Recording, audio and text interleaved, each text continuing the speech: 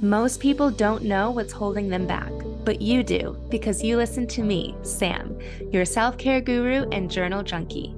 Welcome to Journal Entries, your safe place where you can tune in weekly to get tips, tricks, and journal prompts to uncover your feelings, gain clarity, and make your move. Today, we have Madeline Evergreen back on Journal Entries as our guest speaker. She is a human design reader and a breathwork practitioner. Last time, she talked all about human design, but on this episode, we'll touch a little bit more on human design and way more on breathwork and how it can help us release subconscious thoughts, feelings, and beliefs. We are going to dive right back into our conversation. So Madeline and I talked about human design and the different energy types. And Madeline was also talking about how she was using her energy type to make changes in her daily life and even at her job so that she was more aligned with that energy type. And she said that she started feeling happier and those around her started feeling happier too. So Madeline, is there any other part of your human design chart that you feel like guided you to really become more aligned and feel happier? Yeah, and something else that's made a huge difference in my life is following my authority. And in human design, everybody has something called an authority. And it just means which voice inside your head should you be listening to make a decision? You know how when you're going to make decisions, it sometimes feels like your head is telling you you should do one thing, and then your heart is telling you another thing. And then, there's this other voice in your head telling you to do this other thing. And it's like you're at a fork in the road and you don't know what choice to choose. Mm-hmm. We all have all these voices, but we also all have one of those voices that we're meant to listen to. The one that is actually the decision maker within us. So for me, mine is called a sacral authority. Nobody really needs to know that, but it just simply means that when I'm going to make a decision, I'm supposed to pick the thing that excites me the most. Like, what am I most attracted to? It's not useful for someone like me to think about logic, like what would be the smart decision, or an emotion, like what makes me feel really like gratitude and loving and feel positive emotion. That's not helpful for me, according to my chart. And when I started really making big decisions in life based off of like, just what do I want? Like, what's exciting? Every single one of those decisions has worked out. And most of them were not logical and were actually like didn't make sense. And I felt like I was crazy for making that choice. And then as soon as I made the choice based off of what excites me, it's like an explosion of manifestations come my way after that. Mm-hmm. So I just pulled mine up really quick. My authority is the instinctive intuition, which I think makes sense. I don't know the scientific answer, but I'm definitely the type. Like just this morning, I went to go look at a house, and I'm not the type. I need time to like think and like have that space to like, I don't know, sit in how something makes me feel, and then I can like process it and know the answer, if that makes sense. Can I burst your bubble for a second? Yes. I'm looking at your chart right now, and you said Uh-huh. two things that are like way out of alignment for you for Oh. decision making. Oh, tell So me. thinking is not good for you. Like weighing the decision and thinking about it, that's actually going to send you into like a decision fatigue spiral where you don't come to the real answer. And Mm-hmm. then you said something about feeling. Mm-hmm. For you, addressing your feelings or your emotions when it comes to decision making is also a bad idea. And I'm going to be reading your chart soon here on my podcast. Yes. So for Mm-hmm. anybody who wants to know way more of why I'm saying that, we're going to talk exactly about that on that episode. So just stay tuned for it. But for you, like you said, you have this instinctive intuition. And so you are only supposed to listen to a snap instinct when it's decision making time. And it will be the first answer that pops in your mind. And it won't be something that you can explain or justify why that's the answer. And it will be quick, Mm, like yes yeah. or no. That's it. And the I've more that you said that. think about it, the more you're going to kind of lose that instinctive touch. Go ahead. Hmm. I was just thinking, I've said that so many times recently of like, I can't explain it. It's just how I feel, or it's just what I'm going to do. And I am semi dating now. And like with guys, it's so easy for me to come up with like that instinct, like yes or no. But I don't do, I like drag it out because I'm like, no, they're probably a good guy, or, you know. So yeah, I'm Mm-hmm. still stuck in that like rationalizing. So it's, I feel like now I have permission to not explain myself and not overthink. Totally. And just to kind of like tease why that is, for you, any sorts of thoughts, judgments, opinions, or perspectives are going to be almost like you're psychically picking up on those from everybody else. So you don't have your own, this is going to sound really weird, but you don't have your own judgments or thoughts or opinions. And it doesn't mean that you don't have any opinions or thoughts. It just means that the perspectives you have, like the point of view, the judgments that you have, are all coming from other people that you pick up on from their aura or from their energetic field, and it goes into your mind. And if you think those things or if you speak those things, you're actually speaking of other people's judgments, thoughts, and opinions, Mm, which is amazing. And I have that aspect of my chart as well. But that makes it really unwise to make your own personal decisions based off of that, because those aren't your thoughts. They're not your opinions and judgments. hmm. Does that Yeah. make sense? Hmm. Same thing with emotion. You pick up on everybody else's emotions. So if you're going to ever make an emotional decision, it's actually based on someone else's emotion. Yeah, I definitely do that. So there's the different types, but then within each type, there's all of these differences. So yeah, if you guys want to learn more about mine, because we might have some similarities, but also you've heard a little bit about Madeline's, and just the two of us, I feel like there's some really like opposites between the two of us, right? Yeah. Yeah. Yeah. Like you're a projector and a manifesting generator are two very different energy types. So like for you, you don't have that need or that necessity to like follow what lights you up. Hmm. But what you bring to the table energetically is that you have this amazing, like bird's eye view perspective on everything. So you're watching the world from a very unique perspective where you can give direction, you can give advice and wisdom based off of a unique point of view. And your energetic role in the world is to help direct people or help clarify, what can make the world a better place, or how can we be more efficient, or how can you do things better, because you can see it from this other view that we all can't see. Mm. Does that make sense? Hmm. So for anyone listening, you should all listen to what Samantha says all the time because she's probably right. Mic drop.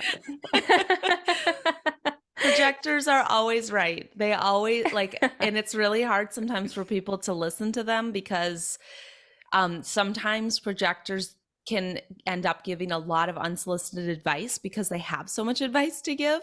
But I swear, it's always good advice. So, yeah, Well, that makes me feel good. good. Um, yeah, another thing that a projector is rest, right? Mm-hmm.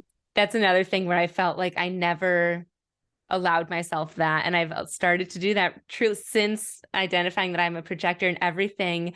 I feel like I've been resting more and seeing more success in like all the areas of my life because of that. So this just all of it is just blows my mind and is so, so interesting. So I would recommend that everybody, you can pull up your chart. Madeline, do you have like a favorite website or resource that you use? Yes. Yeah, there's lots of websites you can look up your chart, but I really like to use myhumandesign.com. And you would put in your birth information to get your chart. So it's not a quiz, like it isn't a personality test or anything like that. You just input your birth time, date, and location, and then it's going to pull up your chart. And you do need to know the exact birth time. So, yeah, you can look up your chart there. And then what you're going to see when you look it up is a bunch of shapes and lines and arrows and numbers. And it looks like nonsense. Like you won't know what any of that means. But there is a description of some of the information. So you can just kind of begin the learning process on there. And then getting a one on one reading done is so helpful for understanding kind of the more in depth stuff in your chart. Also, if you don't want to get the reading, Madeline's Instagram, again, you guys, she goes over in bite-sized information. That's what I love. It's like the chart is really overwhelming. And so she shares like if you have a 1 in your profile, which will make sense once you have your chart, this is what it means for you, or this is what you are, and all of that. So that's a really great resource. But I will link her website, you guys, in the show notes if you want to head over there because she has amazing resources over there, including, do you want to mention a little bit about what you do with breathwork and what you offer? Yeah, absolutely. I do somatic breath work. I don't know if anyone's ever heard of that, but it's getting to be super popular all of a sudden. It's like exploded in the last 2 years. But I'm a somatic breathwork practitioner. So I offer these workshops online on Zoom and also in person here in Minneapolis and on some occasional retreats. So you can always check out my website at madelineevergreen.com and find the breathwork tab to see if there's an upcoming workshop you could join. But I use breathwork as my main method of de-stressing and offloading and letting go of trauma and stress and trapped emotions and stuck energy in the body. And it's something that anybody can do anywhere. You're just using the power of your breath and the power of music in order to tap into your body's wisdom. Oftentimes, people will have a lot of emotional release happen, or they might feel like they go on some kind of journey in their mind where they see images or they receive a lot of downloads, or a lot of different amazing things can happen during these breathwork sessions, but it's nothing scary. It's not with a substance or anything like that. It's just truly using your breath and using music to tap into all of that yourself. And then why I'm so into this is because I've found that it's very difficult to get in alignment if you're so full of stress that you can't even move forward.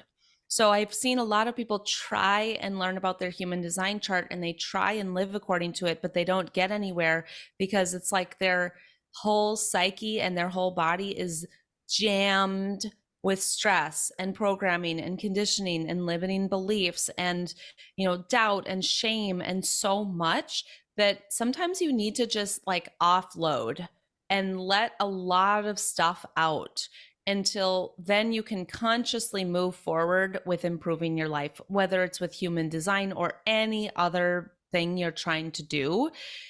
If you're so bogged down with stress, you just can't really move forward. And anybody who's seen that metaphor of like an iceberg, have you ever seen this where you see like a picture of an iceberg from the side and there's that little tip above the water? That's your consciousness. So that's what you are aware of in life. And then there's this huge iceberg underneath the water.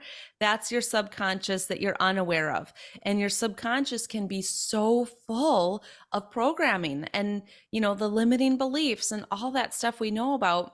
And you can't think your way or talk your way out of that. You have to actually do something to tap into it, either through the body or through something like hypnotherapy or tapping, some kind of method that talks to your subconscious system to start to move that out so you become clear and open and you can put what you want in, not just what you automatically received from life so far. So that's why I like breath work. That sounds like an incredible experience. How much do you How much of a benefit do you feel from like one session, or do you suggest people go like on a weekly basis or as needed? What would you say? All of the above. So, truly, one breathwork session can affect your entire life. I'm not exaggerating. However, it's a good idea to do it more than once. There's no regular schedule that you should be doing it on. It also depends on how intense that breathwork session was for you. Sometimes you do a session and it doesn't really feel like much happened. Or maybe it was your first time and you were really thinking the whole time and really just trying to figure out what's going on and you didn't get much out of it. So if that happens, then you could do it again pretty soon after, like maybe a week later or a few days later.